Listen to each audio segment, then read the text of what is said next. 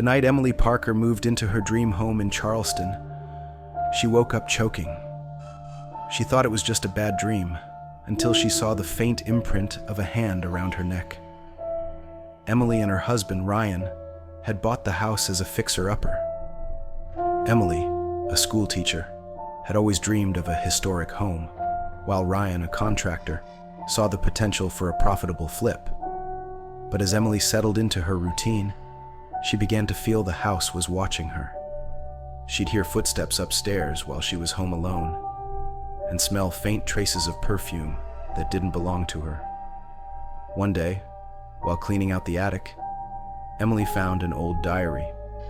It belonged to Margaret Lowell, a woman who once lived in the house. The entries started mundane but grew darker. Margaret wrote about her fiancé, Charles, becoming possessive and her growing fear of him. The last entry read, "He won't let me leave. He says I'm his forever." The diary began to haunt Emily. She couldn't shake the feeling of being watched. One night, as she brushed her hair in the bathroom, she saw a flash of a shadowy figure in the mirror. Spinning around, she found the room empty. But when she turned back, the mirror had fogged up, and written on the glass were the words, "Help me." Emily tried to convince Ryan to leave, but he brushed it off. That's when the nightmares began. In them, Margaret appeared at the foot of Emily's bed, whispering warnings she couldn't understand. One night, Emily woke to find Ryan sitting on the edge of the bed, staring at her with unblinking eyes. "Ryan?" she whispered. He didn't respond. When she touched his shoulder, he turned to her with a chilling smile. "She likes you," he said in a voice that wasn't his. Emily dove into researching the house and learned Margaret's body had never been found. She called a paranormal investigator, who discovered an ominous energy in the bedroom. As the investigator tried to cleanse the room, Ryan erupted in anger, yelling in a voice that wasn't his. The investigator was thrown against the wall by an unseen force. Later that night, Emily found Ryan in the attic, whispering to himself in the dark. He held a shard of glass, carving mine into the floorboards. When Emily tried to stop him, he turned on her, his eyes black and soulless. Emily barely escaped the house, leaving Ryan behind. She called the police, but when they searched the house, it was empty. Weeks later, Emily received a package. Inside was Margaret's diary. On the last page, a new entry had appeared in Emily's handwriting. "He has me now."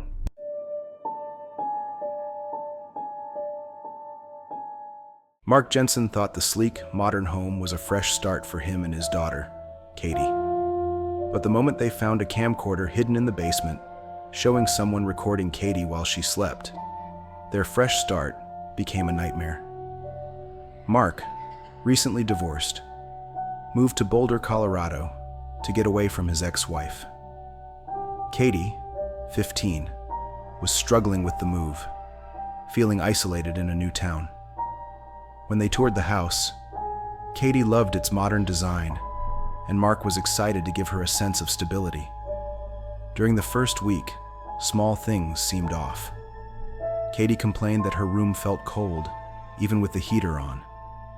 Mark dismissed it as normal quirks of a new house. But when Katie found the camcorder, things escalated. Mark set up security cameras after finding the camcorder. One night, while reviewing footage, he saw a shadowy figure enter Katie's room. Panicked, he ran to her room, but she was alone, sound asleep. He didn't tell her what he'd seen. The next day, Katie found a note tucked under her pillow. "You're so pretty when you sleep." Mark called the police, who found no signs of forced entry. The officers warned Mark to be cautious, but seemed unconcerned. The turning point came when Mark heard Katie scream in the middle of the night. He rushed to her room to find her staring at her closet, shaking. Inside was another camcorder, recording. Mark discovered a hidden crawl space in the basement. Inside were photos of Katie, taken from inside the house. Disturbingly, Some of the photos were from before they moved in. The police investigated and found evidence someone had been living in the crawl space, but they couldn't find the intruder. That night, Katie disappeared. Mark received a video on his phone of her tied to a chair in a dark room. The caption read, "You should have left." Mark followed clues left by the intruder, eventually finding Katie in an abandoned building. He freed her, and they moved away. Months later, in their new home, Mark found another note on Katie's bed. "You can't hide her from me."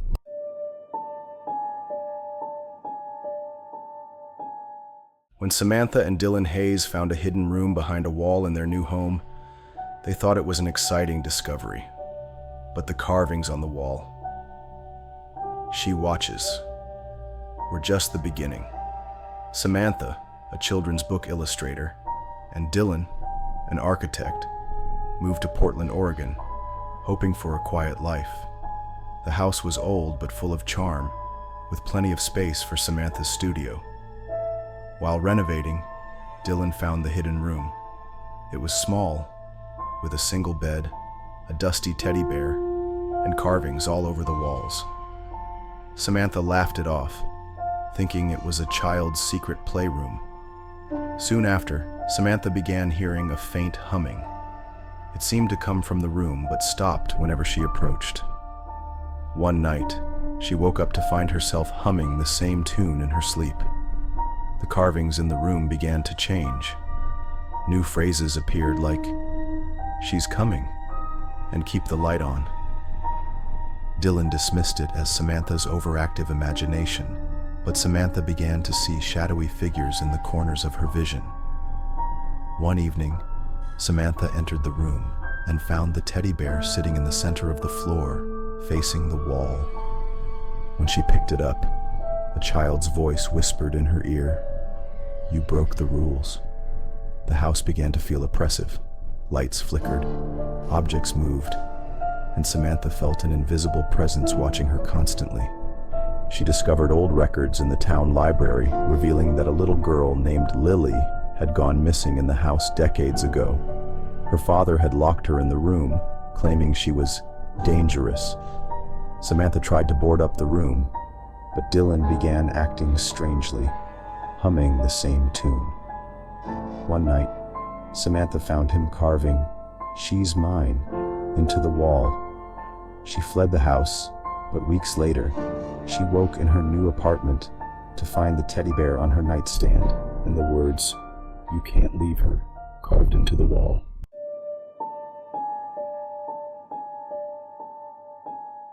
When Kelly and her husband Brian moved into their suburban Philadelphia home, they thought the attic was just a dusty storage space. But on their first night, Kelly heard a faint creaking sound from above. She shrugged it off, until she found a handprint on the attic door the next morning. The house was perfect. A cozy 3-bedroom with a fenced-in backyard for their golden retriever, Max. Kelly, 31, worked from home as a graphic designer, while Brian, 34, commuted to the city daily for his corporate job. The couple purchased the house at an auction, thrilled to have snagged a deal. The previous owner, an elderly man named George Harper, had passed away, and the house had been vacant for months. On move-in day, Kelly felt uneasy about the attic. The pull-down ladder groaned under its own weight, and a chill radiated from the space above. But Brian laughed it off, saying they could use it to store holiday decorations. That night, Kelly awoke to the sound of faint creaks and thuds coming from above. She shook Brian awake, but by the time he listened, the noise had stopped. The next morning, Kelly climbed into the attic to investigate. It was empty except for a single old wooden chair in the corner. The air smelled of mildew, and the insulation hung like cobwebs from the rafters. She brushed it off as her imagination playing tricks on her. But over the following weeks, strange occurrences mounted. Items in the kitchen were rearranged. Kelly would wake up to find the fridge door ajar, or lights left on that she swore she'd turned off. Max began refusing to enter the living room, growling at the ceiling instead. One night, while Brian worked late, Kelly was in the shower when she heard a distinct thump. Wrapping herself in a towel, she crept into the hallway, heart racing.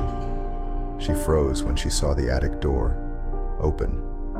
She called Brian, who reassured her it must have been a draft. "We'll install a lock on it tomorrow," he promised. That night, Kelly heard heavy, deliberate footsteps descending the attic ladder. Paralyzed with fear, she locked herself in the bedroom and called 911. When the police arrived, they found no one. However, they did find a small sleeping bag, empty food wrappers, and a notebook filled with cryptic notes and crude drawings. One drawing sent chills down Kelly's spine. It was a sketch of her sleeping, viewed from the corner of the bedroom.